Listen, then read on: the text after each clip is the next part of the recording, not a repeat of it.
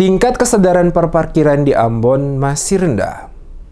Tingkat kesadaran masyarakat di Ambon dalam hal perparkiran dinilai masih rendah. Pengendara lalu lintas baik itu roda 2, roda 3 maupun roda 4 masih salah parkir dan tidak sesuai rambu lalu lintas. Di beberapa ruas jalan Kota Ambon, ada sebagian pengendara lalu lintas yang masih memarkirkan kendaraan tidak pada tempatnya, baik kendaraan pribadi maupun umum, bahkan ada yang berparkir tepat di bawah himbauan dilarang parkir, bahkan terlihat masih saja ditemukan parkir ganda pada beberapa ruas jalan. Kepala Dinas Perhubungan Kota Ambon, Robi Sapulete mengatakan, persoalan seperti ini menjadi salah satu bentuk ketidakstabilan lalu lintas di jalan umum. Menurutnya, perparkiran yang tidak sesuai dengan apa yang ditetapkan Pemkot Ambon jelas menimbulkan kemacetan di beberapa ruas jalan di Kota Ambon. Untuk itu, senantiasa dilakukan pengawasan agar para pengguna jalan bisa mematuhi rambu-rambu lalu lintas. Masyarakat pun diharapkan untuk mematuhi peraturan lalu lintas serta memiliki kesadaran dalam menggunakan jalan untuk tidak memarkir kendaraannya di tempat-tempat yang ada tanda larangan.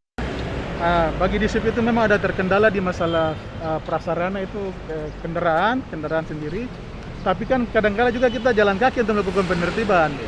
Tapi ada dua hal yang saya lihat di sini. Yang pertama, tingkat kesadaran masyarakat itu belum seperti yang kita harapkan. Jadi kan begini, kalau kita penertiban di sini, begitu kita pindah ke depan 50 meter ke depan, di belakang sudah parkir lagi. Ya, jadi yang pertama, masyarakat belum sadar bagaimana tertib berlalu lintas. Itu yang pertama. Yang kedua, kenapa sampai terjadi parkiran ganda? Ini merupakan kawasan strategis, kawasan bisnis, perdagangan dan sebagainya. Bangkitan lalu lintasnya tinggi.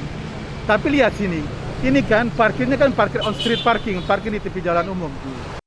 Sapulete menambahkan selain persoalan parkir masih banyak pelanggaran sehari-hari yang dapat terlihat di jalanan, seperti pengendara yang tidak menggunakan helm, pengendara yang menggunakan telepon genggam saat berkendara, dan lain-lain. Hal ini sungguh sangat memprihatinkan karena pelanggaran tersebut tanpa disadari dapat membahayakan jiwa penumpang tersebut dan juga orang-orang yang di sekitarnya. Diketahui untuk kondisi lalu lintas saat ini, banyak dari pemakai jalan yang masih tidak tertib, belum patuh pada peraturan dan hanya takut apabila ada petugas. Selain itu, manajemen lalu lintas belum optimal dengan sarana dan prasarana yang belum mendukung. Sapulete mengakui di Jalan Ayapati yang ditetapkan sebagai kawasan tertib lalu lintas atau KTL, masih terlihat parkir ganda kendaraan roda 4. Khusus untuk Jalan Ayapati termasuk Jalan Slamet Riyadi telah di-launching sebagai kawasan tertib berlalu lintas oleh Kapolda Maluku pada 7 April lalu berdasarkan surat keputusan atau SK Wali Kota Ambon nomor 13 tahun 2021.